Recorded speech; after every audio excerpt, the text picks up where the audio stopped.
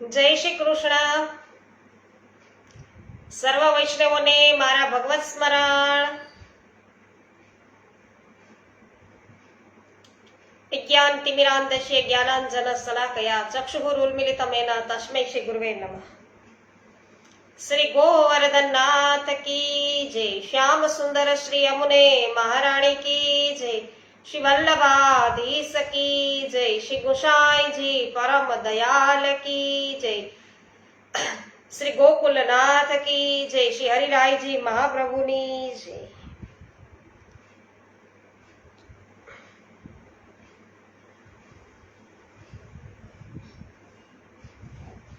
શ્રી ગર્ગ સંહિતા માધુર્ય ખંડ અને આજે અધ્યાય આપણે 23મો લઈએ છીએ.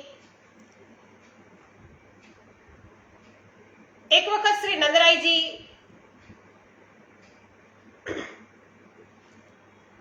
વૃષભાનું ઉપનંદ બધા સાથે છે વૈષ્ણવો, અને નંદરાયજી કહે છે કે હે નરેશ્વર, એકવાર વૃષભાનું નારદજી બોલ્યા છે. નારદજી કહે છે બહુલાશ્ચ રાજાને કે હે રાજન નરેશ્વર, એક વખત વૃષભાનું અને ઉપનંદ આદિ ગોપગણ છે એ રત્નોથી ભરેલા છકડાઓ ઉપર સવાર થઈ અને અંબિકાવનમાં આવ્યા. હવે અહીંયા ભગવતી ભદ્રકાળી અને ભગવાન પશુપતિનું પૂજન કરી અને તેમણે બ્રાહ્મણોને દાન કર્યું અને રાત્રે ત્યાં જ નદીના તટ પર એ સૂઈ રહ્યા. ત્યાં રાત્રે એક અજગર નીકળ્યો અને તેણે નંદજીનો પગ પકડી લીધો. નંદજી અત્યંત ભયથી વિહવળ થઈ અને શ્રી કૃષ્ણ કૃષ્ણ પોકારવા લાગ્યા. તો એ નરેશ્વર, તે વખતે ગ્વાલબાળોએ સળગતા લાકડાઓથી અજગરને મારવાનો પ્રયત્ન કર્યો. મારવા માંડ્યા તો પણ તેણે છે ને નંદજીનો પગ તો છોડ્યો નહીં. જેમ મણિધર નાગ પોતાનો મણી છોડે નહીં, એમ આને નંદજીનો પગ છોડ્યો નહીં. ત્યારે લોક પાવન ભગવાને અજગરને તત્કાળ પગથીને મારી નાખ્યો અને પગથી મારતા જ અજગર પોતાનું શરીર ત્યજી અને કૃત્ય વિદ્યાધર થઈ ગયો અને તેણે શ્રી કૃષ્ણને નમસ્કાર કરી અને તેની પરિક્રમા કરી અને બે હાથ જોડીને કહ્યું. શું કહ્યું? સુદર્શનજી બોલ્યા કે હે પ્રભુ, મારું નામ સુદર્શન છે અને હું વિદ્યાધરોનો મુખ્ય છું. તો વિદ્યાધરોનો મુખ્ય છું. મને મારા બળનું ખૂબ જ અભિમાન હતું, ઘમંડ હતો મને, અને મેં અષ્ટાવક્ર મુનિને જોઈને એની ઠઠ્ઠા મસ્કરી કરી હતી. અષ્ટાવક્ર મુનિ છે એમની ઠઠ્ઠા મસ્કરી ઉડાવી હતી. ત્યારે મુનિએ કે મને શાપ આપ્યો હતો કે હે દુર્મતે, તું અજગર થા. હે માધવ, એ મુનિના શાપથી આજે હું આપની કૃપાથી મુક્તિ પામ્યો છું. કે આપના ચરણ કમળોના મકરંદ અને પરાગના કણોનો સ્પર્શ પામીને હું સહસા દિવ્ય પદવીને પામ્યો. તો જે પૃથ્વીનો ભૂમિનો ભાર દૂર કરવાના માટે અહીં અવતીર્ણ થયા છે તે ભગવાન ભુવનેશ્વરને વારંવાર નમસ્કાર હો. નારદજી કહે છે કે હે રાજન, એ પ્રકારે ભગવાન શ્રી કૃષ્ણને નમસ્કાર કરીને તે વિદ્યાધર સર્વ પ્રકારના ઉપદ્રવોથી રહિત એવા વૈકુંઠ ધામમાં ચાલ્યા ગયા. અને તે વખતે શ્રી કૃષ્ણને પરમાત્મા જાણીને નંદ આદિ ગોપ ઘણા બધા આશ્ચર્ય પામ્યા. પછી તે શીઘ્ર અંબિકાવનથી વ્રજમંડળ ચાલ્યા ગયા. આમ મેં તમને શ્રી કૃષ્ણના શુભ ચરિત્રનું વર્ણન કર્યું કે જે પુણ્યપ્રદ અને સર્વ પાપહારી છે. હવે બીજું શું સાંભળવા ઈચ્છો છો તે કયો. એટલે બહુલાશ્ચ રાજા બોલ્યા છે કે અહો, શ્રી કૃષ્ણચંદ્રનું ચરિત્ર અત્યંત અદ્ભુત છે. તે સાંભળીને મારું મન પુનઃ શ્રવણ કરવા ઈચ્છે છે. હે દેવર્ષિ સતમ, બ્રજેશ્વર પરમાત્મા શ્રી હરિએ વ્રજમંડળમાં આગળ ઉપર કઈ કઈ લીલાઓ કરી એ કહો. તો આ પ્રમાણે શ્રી ગર્ગ સંહિતામાં માધુર્ય ખંડના શ્રી નારદ બહુલાશ્ચ સંવાદમાં સુદર્શનનો પાખ્યાન નામનો આ 23મો અધ્યાય છે એ પૂરો થયો. શ્રી ગોવર્ધનનાથ કી જય. રજનીકભાઈ ચીખલિયા, દેવજીભાઈ બધેલિયા, ગીતાબેન ભુવા, કરશનભાઈ ભુવા, મુકેશભાઈ અઘેરા, દીપકભાઈ જાણી, લલિતાબેન અકબરી, કાંતાબેન કોઠડિયા, નૂતનબેન જાવિયા, રમેશભાઈ જાવિયા, સર્વ વૈષ્ણવજનોનું સ્વાગત કરું છું.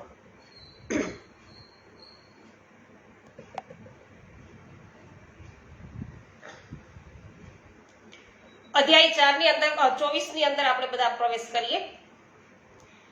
શ્રી નારદજી બોલ્યા છે કે હે રાજન, એક દિવસ ગોવર્ધનની આસપાસ બળરામ સહિત ભગવાન શ્રી કૃષ્ણ આંખ મિચોલીનો ખેલ ખેલવા લાગ્યા. એટલે આપણે બધા થાપો કહીએ છીએ, ઘણા સંતા કુકડી કે. તો આ પ્રકારે આંખ મિચોલીનો ખેલ છે એ પ્રભુ છે બળરામ સહિત બધા ગ્વાલ બાલોની સાથે ખેલે છે. હવે આ રમતમાં કોઈ ચોર બને છે તો કોઈ રક્ષક બને છે. તો ત્યાં વ્યોમાસુર નામે એક દૈત્ય આવ્યો અને તે ખેલમાં કેટલાક છોકરા ઘેટા બનતા હતા, તો કોઈ ચોર બનીને ઘેટાને લઈ જઈ અને ક્યાંક સંતાડી દેતા હતા. તો વ્યોમાસુરે ઘેટા બનેલા ઘણા બધા ગોપ બાળકોને વારા પરથી લઈ જઈ અને કોઈ પર્વતની ગુફામાં રાખ્યા અને શિલા વડે ગુફાનું દ્વાર છે બંધ કરી દીધું હતું. હવે તે માયાસુરનો છે એનો બળવાન પુત્ર હતો. કોણ હતો? એ માયાસુરનો બળવાન પુત્ર હતો. તો એ તો સાચે જ ચોર નીકળો. તે જાણીને ભગવાન મધુસૂદને તેને બંને ભુજાઓથી પકડી લીધો. પ્રભુને ખબર પડી ગઈ, પ્રભુ જાણી ગયા કે આ કોણ છે, એટલે તેને બંને ભુજાઓથી પ્રભુએ પકડી લીધો અને પૃથ્વી પર એને પટક્યો. તે વેળા દૈત્ય મૃત્યુ પામ્યો અને તેના શરીરમાંથી નીકળેલું પ્રકાશમય તેજ 10 દિશાઓમાં ઘૂમીને ભગવાન શ્રી કૃષ્ણમાં લીન થઈ ગયું. તો તે વેળા સ્વર્ગમાં અને પૃથ્વી પર જય જયકારનો ધ્વનિ છે થવા લઈ ગયો. દેવતા લોક પરમ આનંદ મગ્ન થઈ અને પુષ્પવૃષ્ટિ કરવા લાગ્યા. એટલે બહુલાસ્ય રાજાએ પૂછ્યું કે હે મુને, આ વ્યોમ નામે અસુર પૂર્વજન્મમાં કોણ હતો? તો કોણ પુણ્યાત્મા મનુષ્ય કઈ હતો કે શું છે, જેને કાળા વાદળોમાં વીજળીની પેઠે આ શ્રી કૃષ્ણમાં એ વિલીન પામ્યો છે, એમ વિલય થઈ ગયો, પ્રભુની અંદર સમાઈ ગયો. એટલે શ્રી નારદજી બોલ્યા છે કે હે રાજન, કાશીમાં ભીમરથ નામે એક વિખ્યાત રાજા હતા.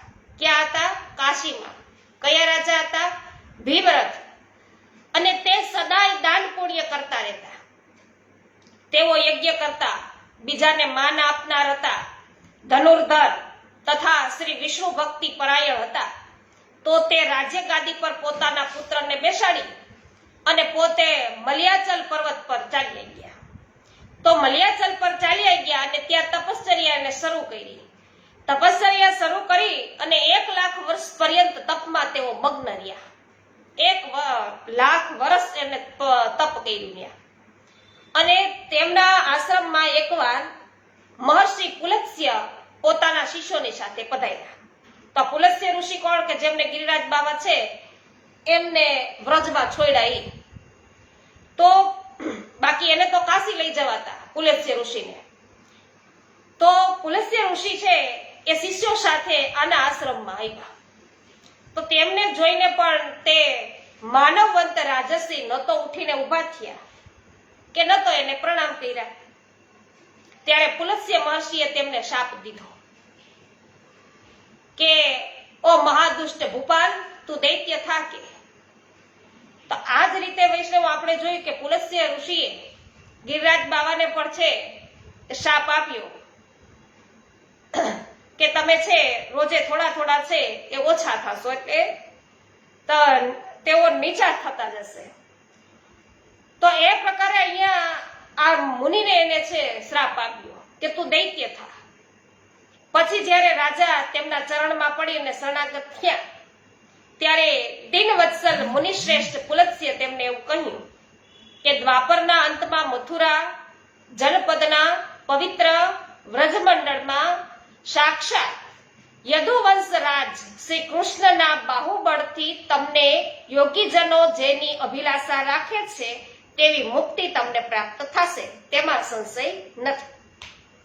શ્રી નારદજી કહે છે કે હે વિદેહરાજ, આ એ જ એ જ આ ભીમરથ રાજા, તા એ જ આ ભીમરથ અને મય દૈત્યોનો પુત્ર થયા અને શ્રી કૃષ્ણના બાહુવેગથી તેઓ મોક્ષને પામ્યા. તો એક દિવસ ગોપ બાળોની વચ્ચે મહાબલી અરિષ્ટ દૈત્ય આવ્યો અને તે પોતાના સિંહનાદથી પૃથ્વી અને આકાશને ઘોષિત કરતો હતો અને શિંગડાથી પર્વતીય તટોને છિન્ન ભિન્ન કરતો હતો. અને તેને જોતા જ ગોપીઓ, ગોપ તથા ગાયોના સમુદાય ભયના માર્યા આમ તેમ નાશવા લાગ્યા. તો દૈત્યના નશ કરનારા ભગવાન શ્રી કૃષ્ણે તે સૌને અભય આપતા કહ્યું કે તમે ડરો નહીં. શ્રી માધવે તેના શિંગડા જ પકડી લીધા અને તેને પાછળ ધકેલી દીધો. એ રાક્ષસે પણ શ્રી કૃષ્ણને ધકેલીને 2 યોજન પાછળ મૂકી દીધા. ત્યારે શ્રી કૃષ્ણએ તેની પૂંછડી પકડી અને હાથના બળથી તેને ઘુમાવીને એવી રીતે પૃથ્વી પર પટકી દીધો કે જે રીતે નાનું બાળક છે એ કમંડળને ફેંકી દેતું હોય ને એમ. પછી અરિષ્ટ દૈત્ય પાછો ઉઠ્યો અને તેના નેત્રો ક્રોધથી લાલ થઈ રહ્યા હતા અને મહાદુષ્ટ વીરે શિંગડા વડે લાલ પથ્થર ઉખેડીને વાદળ જેવી ગર્જના કરતા શ્રી કૃષ્ણની ઉપર ફેંકી દીધી. તો શ્રી કૃષ્ણે તેના પ્રસ્તરને પકડી અને ઉલટો તેના દૈત્ય પર છે ઝીંક્યો અને તે શિલાખંડના પ્રહારથી તે મનોમન વ્યાકુળ થઈ ઉઠ્યો અને તેણે પોતાના શિંગડાના અગ્રભાગને પૃથ્વી પર મારવાનું શરૂ કર્યું. તેનાથી પૃથ્વીમાંથી પાણી નીકળવા લાગ્યું. ત્યારે શ્રી કૃષ્ણે તેના શિંગડા પકડીને વારંવાર ઘુમાવી અને તેને જેમ પવન કમળને ઉચકીને ફેંકી દે છે તે રીતે પૃથ્વી પર ફેંક્યો અને તે વેળા તેણે વૃષભનું સ્વરૂપ ત્યજી દીધું.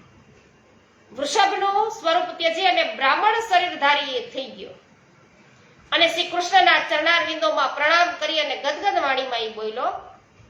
શું બોલ્યો એ બ્રાહ્મણ કે હે ભગવાન, હું બૃહસ્પતિનો શિષ્ય દ્વિજ શ્રેષ્ઠ વરંતંતુ છું. તો વરંતંતુ છું, હું બૃહસ્પતિ પાસે ભણવાઈ ગયો તો અને તે વખતે તેમના તરફ પગ ફેલાવી અને તેમની સામે હું બેહી ગયો તો. તો ગુરુ સમક્ષ, ઠાકોરજી સમક્ષ છે કઈ રીતે બેસવાનું હોય કે આપણા ચરણ છે એ દેખાય નહીં એ રીતે. તો એ આપણા પ્રોટોકોલ્સમાં આવી ગયું છે, પુષ્ટિ માર્ગીય પ્રોટોકોલ્સમાં. તેથી વૈષ્ણવો અહીંયા આ એવી રીતે પગ ફેલાવીને બેહી ગયો બૃહસ્પતિની સામે. તો તે મુનિ છે એ ગુસ્સે થયા અને ગુસ્સાપૂર્વક તેઓ બોલ્યા કે તું મારી સમક્ષ બળદની જેમ બેઠો છે હાડા, તેથી ગુરુની અવગણના થઈ છે, માટે દુર્બુદ્ધે તું બળદ થઈ જા.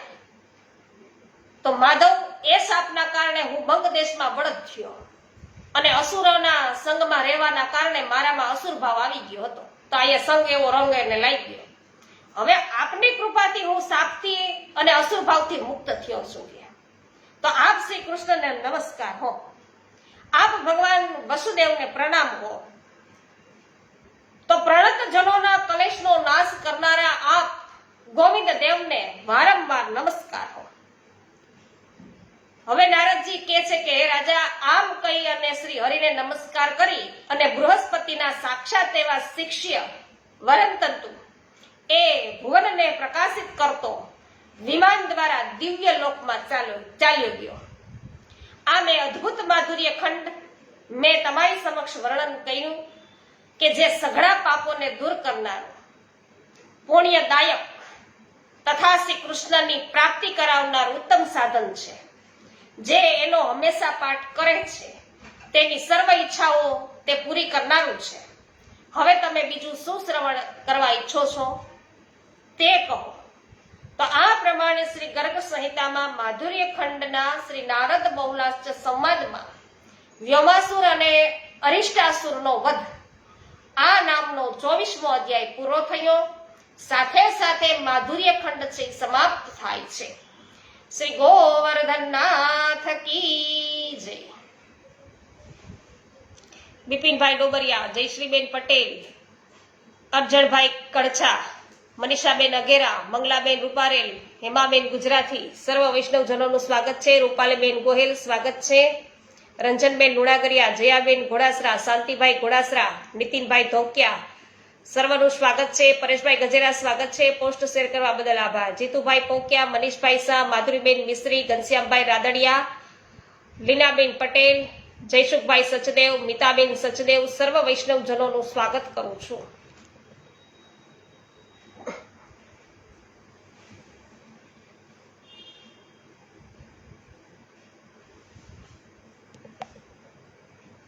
કંચનબેન પટેલ, આપ અત્યારે લાઈવ ઉપસ્થિત છો, આપનું પણ સ્વાગત છે. શિલ્પાબેન શાહ સ્વાગત છે. તો વૈષ્ણવો, હવે આપણે બધા પ્રવેશ કરી રહ્યા છીએ શ્રી મથુરા ખંડમાં અને અધ્યાય પહેલો લઈએ છીએ મથુરા ખંડનો. વસુદેવ સુતમ દેવમ કંસ ચારુર મર્દનમ દેવકી પરમાનંદમ કૃષ્ણમ વંદે જગત ગુરુ. અર્થાત વસુદેવજીને ત્યાં જે પુત્ર રૂપે પ્રગટ થયા છે, જેમણે કંસ અને ચારુનું મર્દન કર્યું છે, તથા જે દેવકીને પરમાનંદ પ્રદાન કરનારા છે, જે જગતગુરુ ભગવાન શ્રી કૃષ્ણ છે, એમને હું વંદના એમની કરું છું. તે જગતગુરુ ભગવાન શ્રી કૃષ્ણને હું વંદન કરું છું. તો રાજા બહુલાશે પૂછ્યું કે હે મુને, ભગવાન શ્રી કૃષ્ણે મથુરામાં કઈ કઈ લીલાઓ કરી, તેમણે કંસને શા માટે સી રીતે માર્યો, તે બધું મને સારી પેઠે કયો. નારદજી કે હે નૃપેશ્વર, એક દિવસ સાક્ષાત પરમાત્મા શ્રી હરિના મનથી પ્રેરિત થઈ અને હું દૈત્યવધ સંબંધી ઉદ્યમને આગળ વધારવાને માટે ઉત્કૃષ્ટ નગરી મથુરાના દર્શનમાં માટે આવી અને રાજા કંસના દરબારમાં ગયો. નારદજી કે અને ત્યાં કંસ ઇન્દ્ર પાસેથી છીનવીને લીધેલા જે સિંહાસન છે એના પર કે જ્યાં શ્વેત છત્ર બાંધેલું હતું અને સુંદર ચંબર છે ઢોળાતા હતા, તો ત્યાં વિરાજમાન તે હતો અને તે બળ, પરાક્રમ અને ક્રૂરતાના કારણે નાગરાજ સમાન દુસ્સહ પ્રતીત થતો હતો. ત્યાં પહોંચતા તેણે મારું સ્વાગત, સત્કાર અને પૂજન કર્યું કંસે. અને તે વખતે મેં તને જે કંઈ કીધું ને એ તું સાંભળી લે કે. તો નારદજીએ કંસને જે કંઈ કીધું એ તું સાંભળ અહીંયા. તો હે મથુરા નરેશ, જે કન્યા તારા હાથમાંથી છૂટીને આકાશમાં કે ઉડી ગઈ હતી, એ તો દેવકીની નહીં પણ યશોદાની પુત્રી હતી કે. અને દેવકીથી તો શ્રી કૃષ્ણ જન્મ્યા અને રોહિણીના પુત્ર બલરામ છે કે. તો હે દૈત્યરાજ, વસુદેવે તમારા શત્રુભૂત પોતાના બંને પુત્રો બલરામ અને શ્રી કૃષ્ણને પોતાના મિત્ર એ નંદરાજને ત્યાં અમાનત તરીકે મૂક્યા છે, એટલા માટે કે તારા ભયથી તેનું રક્ષણ થઈ શકે. તો પૂતનાથી અરિષ્ટાસુર સુધીના જે શ્રેષ્ઠ બળવાન દૈત્ય અત્યાર સુધીમાં નાશ પામ્યા છે, તે બધા વનમાં તેમના દ્વારા માર્યા ગયા છે. શ્રી કૃષ્ણ દ્વારા અને બલરામ દ્વારા માર્યા ગયા છે. કહેવાય છે કે બંને જ તારા મોત છે કે. તો મેં આમ કીધું કે કંસ રાજાને. આમ કેતા ભોજરાજ કંસ છે ને ક્રોધથી કંપાવા લાગ્યો અને તેણે સૂરનંદન વસુદેવને સભામાં જ મારી નાખવાના માટે હાથમાં તીક્ષ્ણ તલવાર લઈ લીધી, પણ મેં એને રોકી લીધો. તેમ છતાં તેણે મજબૂત અને વિશાળ બેડીઓમાં પત્ની સહિત વસુદેવને બાંધીને કેદખાનામાં પૂરી દીધા. તો કંસને આમ કહીને જ્યાં હું ચાલ્યો ગયો, ત્યારે દૈત્યરાજે કંસે શ્રી કૃષ્ણ અને બલરામનો વધ કરવાના માટે દૈત્ય પ્રવર કેસીને મોકલ્યો. અને પછી બળવાન ભોજરાજ કંસે ચારુણ આદિ મલ્લો તથા કુવલિયાપીડ નામે એક હાથી એના મહાવતને બોલાવ્યો અને પોતાનો કાર્યભાર છે એ સંભાળનારા જે છે અન્ય લોકો એ પણ બધાને બોલાવી અને એને બધાને સૂચન આપ્યું. આ પ્રમાણે એને કીધું. હું બોલ્યો કંસ કે હે કુટ, હે તોસલ, હે મહાબલી ચારુણ, બલરામ અને કૃષ્ણ એ બંને મારા મોત છે. એ વાત નારદજીએ મને બરાબર સમજાવી દીધી છે માટે તે બંને છે એ અહીં આવી જાય ત્યારે તમે બધા મલ્લોના ખેલ એટલે કે કુસ્તીના દાવપેચ બતાવતા તેમને મારી નાખજો. તો હે કાર્યકર્તા જનો, આગામી 14 શાંતિના માટે ધનુર્યજ્ઞ કરવો છે અને અમાવસ્યાના દિને અહીં મલ્લયુદ્ધ થશે.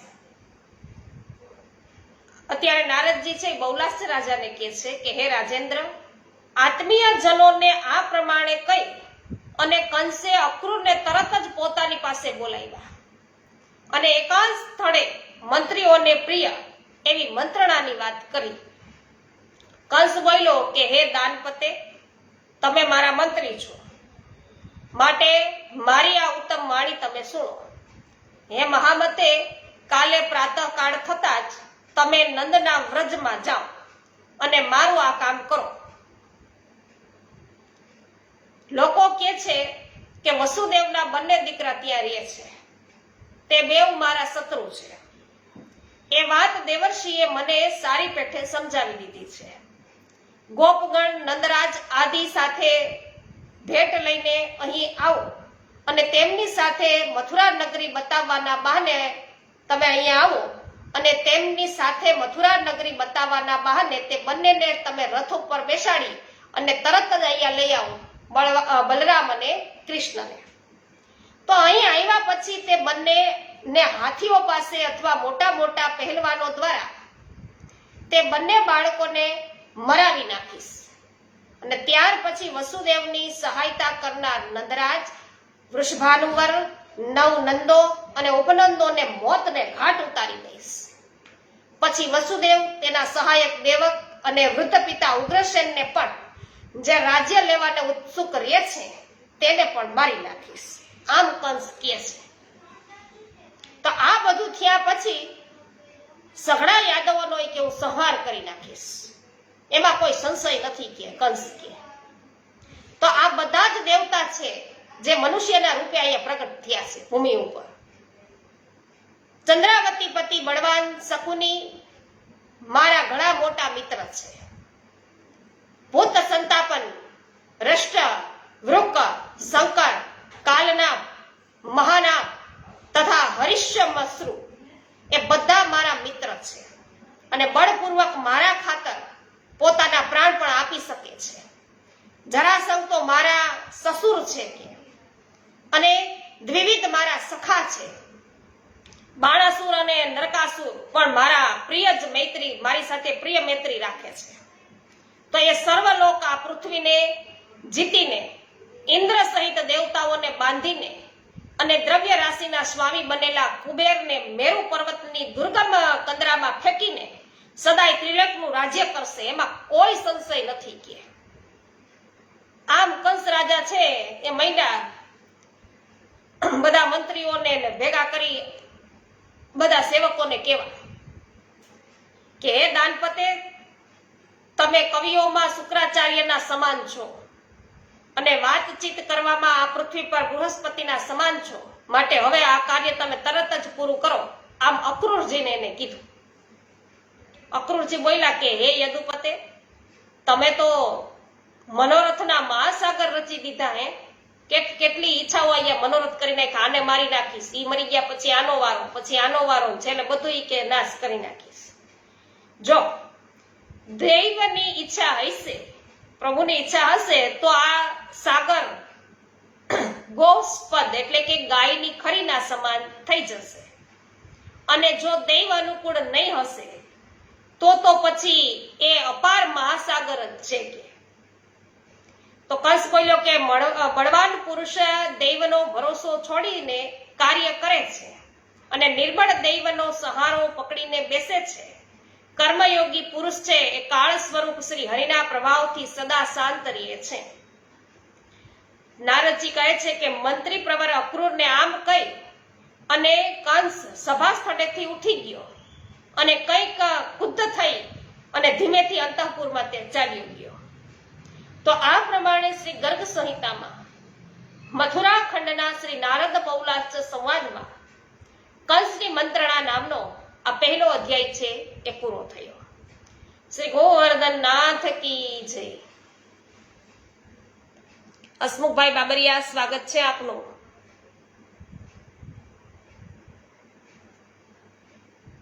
વિઠ્ઠલભાઈ ગોંડલિયા, સ્વાગત કરું છું. ઉર્મીબેન શાહ, જય હો, આપનું સ્વાગત છે.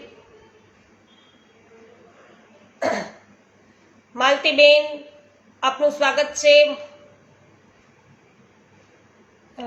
ચુનીભાઈ અગેરા, સ્વાગત છે. પાવતીબેન ઠુમર, સ્વાગત છે. ઉન્નતિબેન ભીમાણી, સ્વાગત છે. સોનલબેન સતાશિયા, સ્વાગત છે. ભાવનાબેન ભાલોડિયા, સ્વાગત છે. વ્રજભાઈ કંડોરિયા, સ્વાગત છે. પોસ્ટ શેર કરવા બદલ આભાર.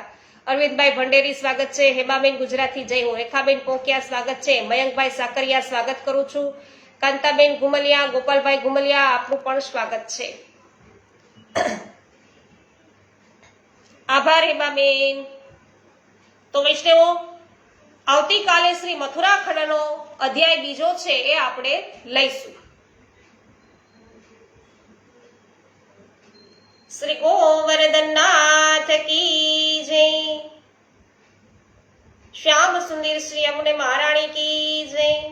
શ્રી વલ્લભાધીશ કી જય. શ્રી ગોસાઈજી પરમ દયાલ કી જય. શ્રી ગોકુલનાથ કી જય. શ્રી હરિરાયજી મહાપ્રભુની જય. સર્વે વૈષ્ણવોને મારા જય શ્રી કૃષ્ણ. હસમુખભાઈ બાબરિયા, જય શ્રી કૃષ્ણ.